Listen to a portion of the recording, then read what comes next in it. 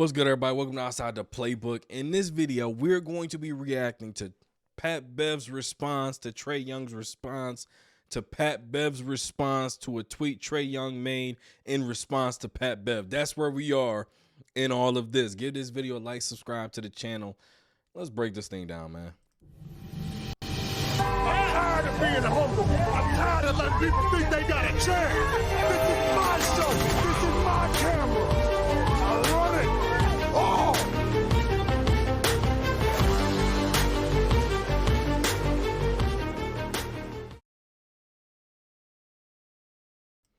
All right, so this is about a 9-minute video. I'm going to try to keep my interjections to a minimum. Maybe stop it every 2 or 3 minutes just to chime in here and there, but it's like when you step on a bug. You know it's dead, but you still got to lift up your boot to look at it. That's all of this is, man. We know Pat Bev is a crash out. We still got to watch to see how the crash out plays out. Let's get to the video. You've been to one conference finals. I've been to one conference finals. What year was that for you? Just another fact, year 9. The year I made it was year 3. Just a fact. You want to know another one? You averaged 7 points and 2 is... I don't even know how I'm doing this. Now, if any other all-star would have said something, I would have let it slide. But you, like, you out of all people, you had no room to say anything. You haven't done anything. So, when it comes to criticism, why the fuck you can't be criticized? Like, what have you done where you can't be criticized? Like, we criticize Russell Westbrook, a 2-time MVP. Motherfuckers call him Westbrook. We criticize LeBron James, right? We criticize all these people. What? Who the fuck said you can't be criticized? Like, you haven't done anything. So until you've done something, yes, you have to be criticized. And you should appreciate it because the criticism isn't coming from a player who hasn't played. It's coming from somebody who's shared the floor with you. Left a mark in the NBA, right? So like, miss me with all that. Like, I'm with you. You're the fastest person to 12,000 points, and you're the fastest person to 4,000 assists, and you get scored on the most in the NBA. Empty stats, we call them. That's the truth. That is the hard truth, bro. Like, that's the truth. And use it as motivation. And it's gonna be motivation because you got on your platform, you said your thing, you popped your shit. I'm glad that you did.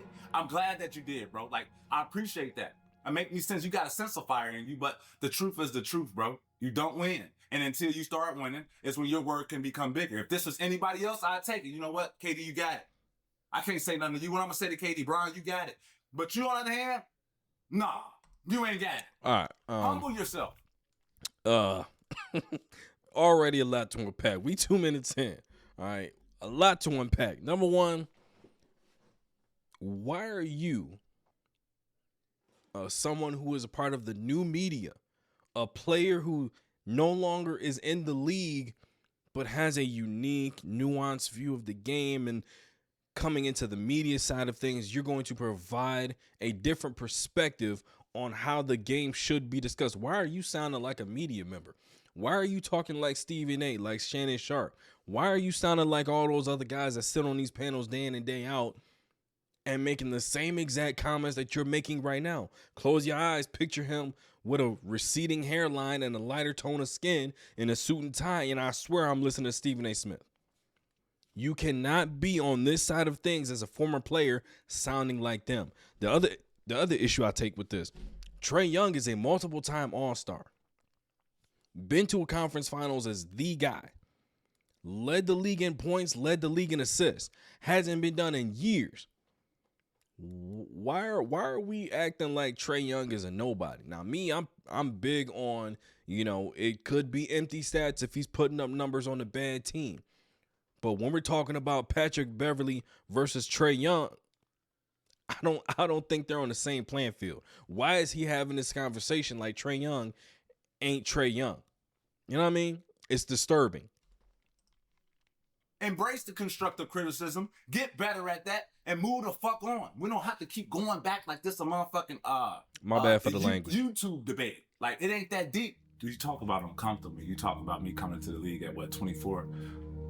Do you know where I was at before you get the name and shit, right? We talk about being uncomfortable. You think you can make it out of second division Ukraine, right? You think you can go to Greece? Make a team, right? Make a team and get out of Greece and get drafted.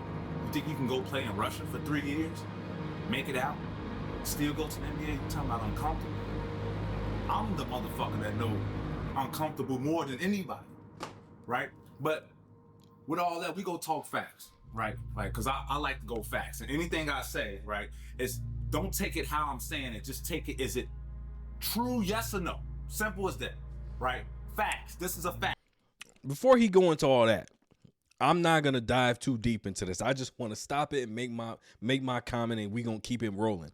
Please tell me this man didn't just compare making all of those stops, playing in all of those countries, playing in all those different leagues. He didn't compare that to Trae Young being a lottery pick out of Oklahoma, going to the NBA and being labeled a franchise player and getting his team to.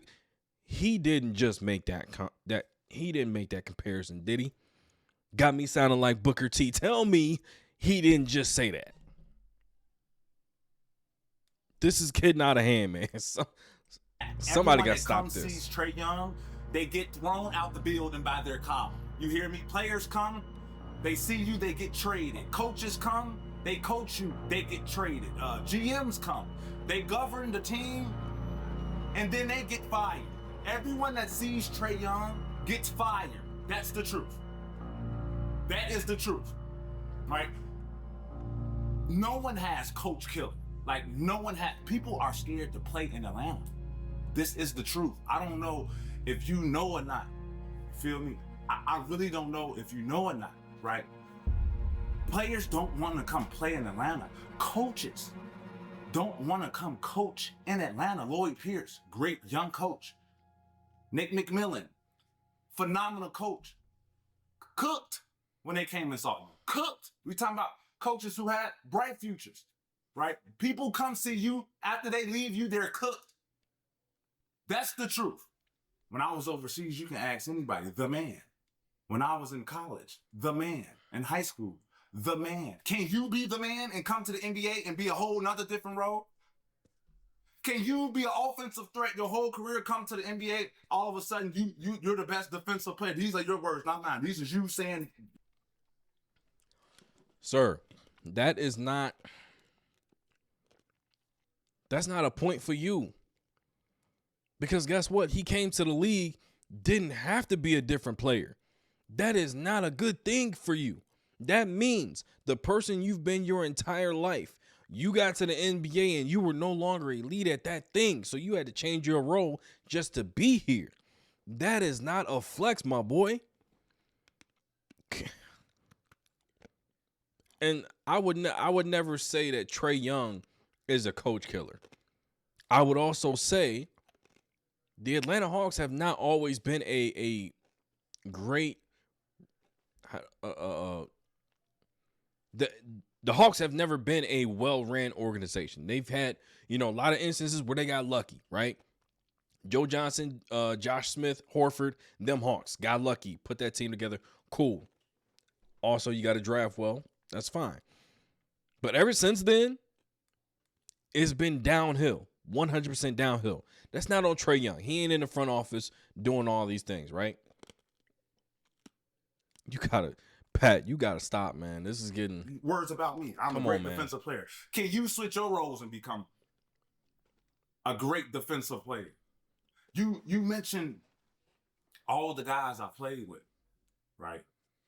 All the guys I played with. LeBrons, the James Hardens, the Kawhis, the Giannis's, the Dames, right? You name all these guys, right? But like, if I'm working out in Houston, James Harden is in Houston working out, not James Harden is working out at another place. Every time we see you, you're working out at another place. We never see you in the Hawks arena working out. What teammate, what leader? Like, I come to the Lakers facility, LeBron is there 5 o'clock in the morning. I come to Milwaukee Bucks facility to get my work in. Greek is there already. James Harden has been there, practices, and he gonna come back that night. You're the only person we see on the internet never at your practice. You must be talking about in season, because James Harden religiously is never in any type of shape when he comes into the season. Giannis is from Greece. Him and his brothers every offseason go back to Greece, and you see them working out. They post videos all the time.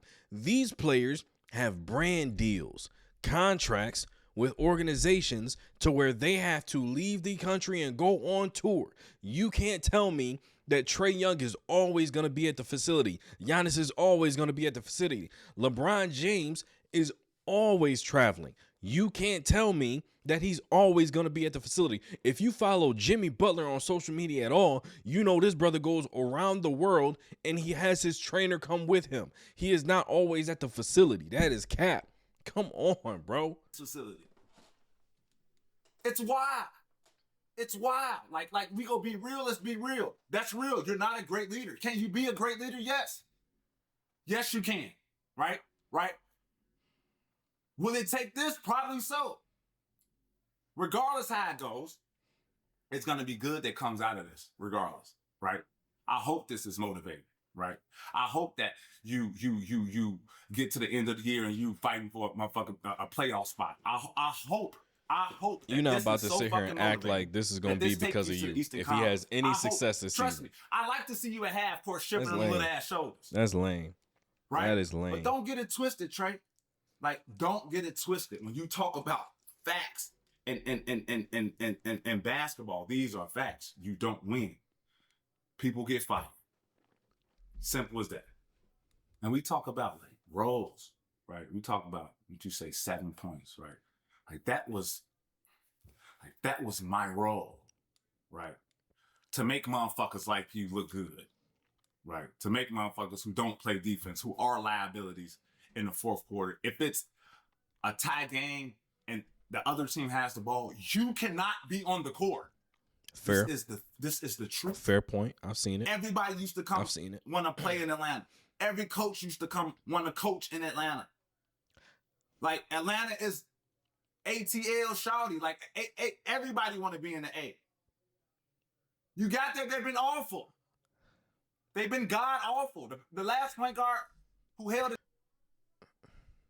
Real quick, I've never seen anybody list the Atlanta Hawks as a preferred destination. Ever. That was Jeff Teague. You just on a pod with him. Was Jeff Teague. All-star. Also. Want the main player. Got farther than you. Cap. Jeff Teague has never seen an NBA Finals as the guy.